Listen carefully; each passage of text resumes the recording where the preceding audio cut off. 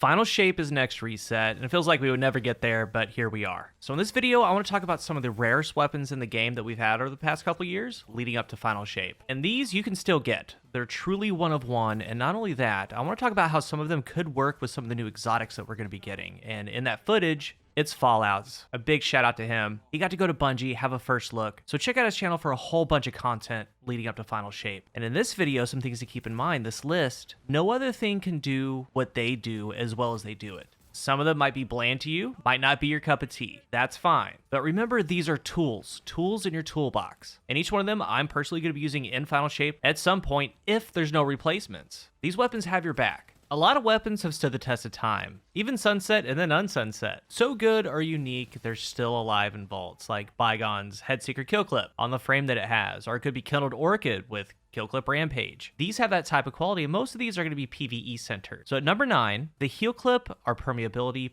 Parabellum. Where do you get it? It's a world drop, randomly. After a game, an activity, just randomly gonna drop. It's a Solar 900 adaptive SMG, and it's the only SMG in the game with Heal Clip. The only one. So it depends on your value of Heal Clip. And it's the second SMG with permeability. I'll talk about that in a second. But I've been a believer of Heal Clip since it came out, and it's gotten better. Get a kill, reload, you get Cure 2 if there's allies near you. They get Cure 1. And of course, with the Solar Kit, you have Benevolence. It procs that. So the roles to look for: Heal Clip, of course. Neutral after that. For PvP, Dynamic. PvE, Attrition Orbs. I mean, it's an SMG. You may or may not have Radiant. Get that whole kit going. Spawn Orbs. There's some new exotics that require orbs. You can get them for your team, such as the new Golden Gun Sniper Rifle. There's something like Deconstruct. You land shots. The ammo just works. There's Frenzy. But the main thing is having a Solar SMG with Heal Clip or a Solar SMG with Permeability. Switch it all up. And one of the main things to keep in mind as we go on with this list, and why I bring up certain weapons, they are tools. So like champions, maybe there's a weapon in a lost sector that you want, and you go to that lost sector, it's got some for solar or for SMGs. Maybe the artifact, it stuns anti-barrier, whatever. So having a Heal Clip one is a good thing. Number 8,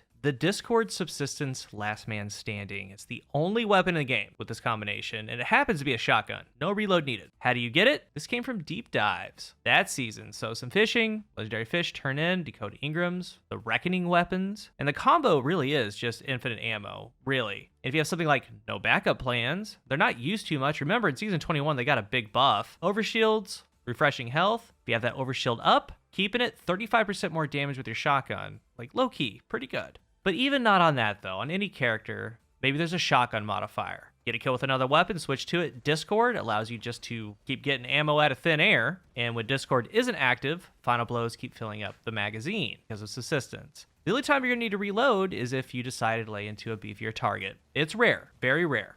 At number 7, the Demo Incandescent Sidearm Heliocentric. How do you get it? It's a world drop, same as Parabellum. Just lucky, I guess. This is the only sidearm with Demo Incandescent, solar lightweight frame, and only 5 weapons have this combination, this being the only sidearm. And the idea, I mean, especially right now, it's piercing sidearm. I'm in an 1840 Lost Sector, anti-barrier champions, it can stun it. Kills with it give me nade energy, so I'm on solar for my healing grenade. Burnout kills from Incandescent also give grenade energy. Like I said, they're tools. And I actually know a lot of people that straight up made it their mission to get this exact role, and they use it. They use it a ton. They love it. It's a good little weapon. And again, one of one. It's a good thing to have. At number 6, the Dragonfly Incandescent Bow, Tyranny of Heaven. Look, I've talked about this thing before. This thing is awesome. Still the only weapon in the game with this combination. And even without the artifact, and all this gameplay, I turned off the artifact. We're in the same Lost Sector. It's good to show these weapons in an 1840. You can still and should use it with a solar kit. Because even though it's a lightweight frame, the Dragonfly Splash and Incandescent Scorch make it work.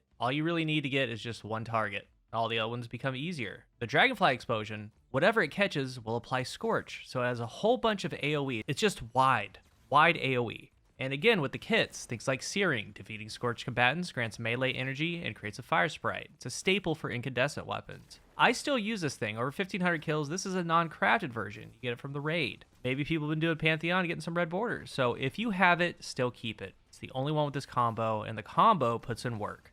At number 5, the Slice Bow, Vengeful Whisper. Precision frames from the dungeon. And before I get into this, do not forget about Slice in Final Shape. All the way up to even using it in the raid, on raid day. They've nerfed and buffed a ton of things, but Slice, Use your class ability, and after, you can sever targets. Make them deal 40% less damage. So it's the only bow with Slice. You can do it from a distance, you can do it safe, it's pretty good. What really got me thinking about it, we have the new Titan exotic Hazardous Propulsion. Weapon precision hits or final blows load in a kinetic Exodus rocket.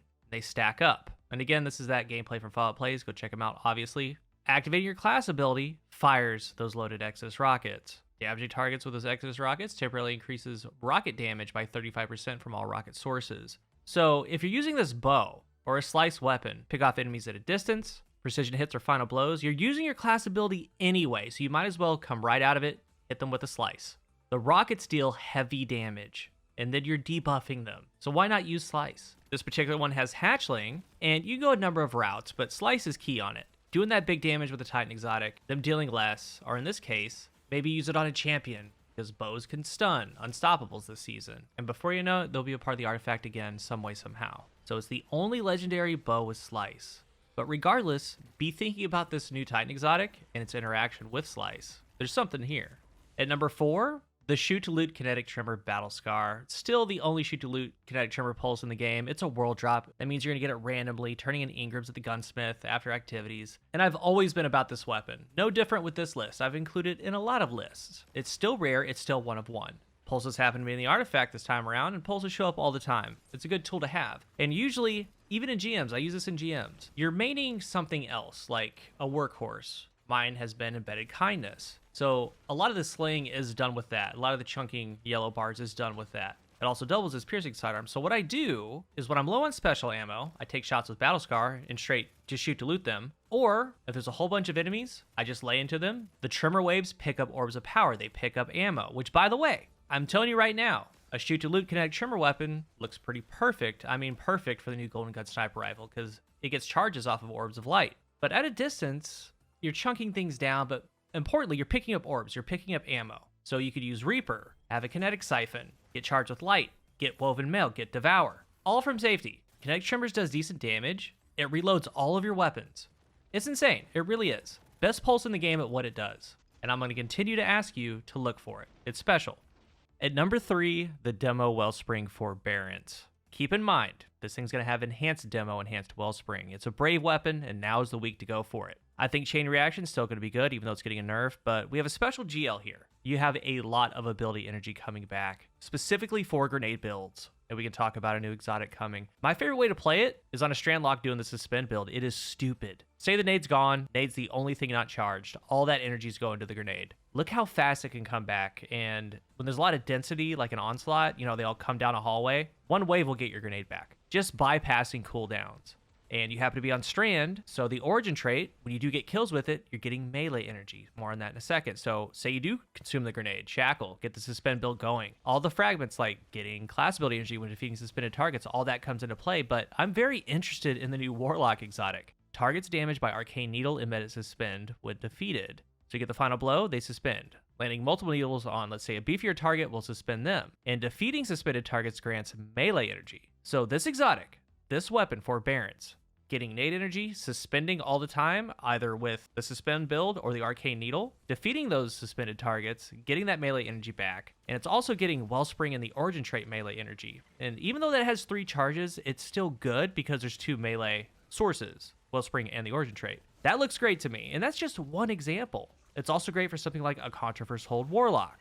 Absolute comical ability regen. At number 2, the Rocket Sidearm, Indebted Kindness. Now, mostly, you're going to want Jolt on this thing, and I say that because remember, another Rocket Sidearm's coming out. We're going to see it soon, some way or another, and that might be Strand, might be Solar, might be Void, who knows, so Jolt really stands out. But honestly, it hits so hard, it's so good, it's so ammo efficient, whatever is fine. Just go in the dungeon, get one. My best one's Loose Change Deconstruct, and honestly, Deconstruct's really good on it. Just a long magazine, and I'm positive you've heard a ton about this thing. I'm not going to go into a lot of detail. You know this thing's good. It's great. So go in the dungeon, try to get one. And finally, at number 1 on my list, one of the rarest weapons we've seen is the Permeability Onslaught Ros Arago. Short and sweet, it's a world drop. The only weapon in the game with this combination, and this just might be it.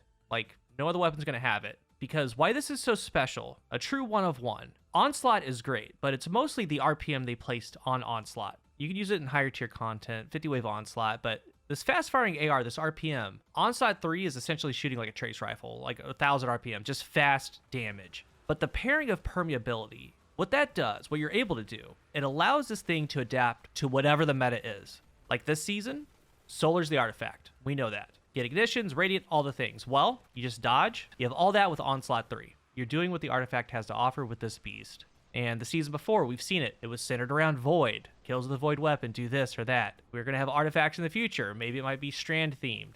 Guess what? You have a crazy Onslaught weapon to do all that with. And it's going to be useful because it can adapt like that. And again, with all the weapons that we've seen come out legendary-wise, this is one of the strongest because of that. We're going to see more rocket sidearms. We're going to see other things. But this one, with this RPM, I'm not so sure we will. Also has a nice origin trait, wild card. I have all the other ones. Subsistence Onslaught, Repulsor Brace Onslaught. I even have a little cheeky under-over dynamic sway 72 range for PvP. But I just got this thing a couple weeks ago. And of course, as you know, I've been sick. I talked about it in length in the Ros Arago review on how I wanted this roll so bad, and it's everything that I thought it would be. It is extremely good, and it's going to be able to adapt. So even going into final shape, or if you can focus them later on, try to get one. Like I said, it took me up to a couple weeks ago.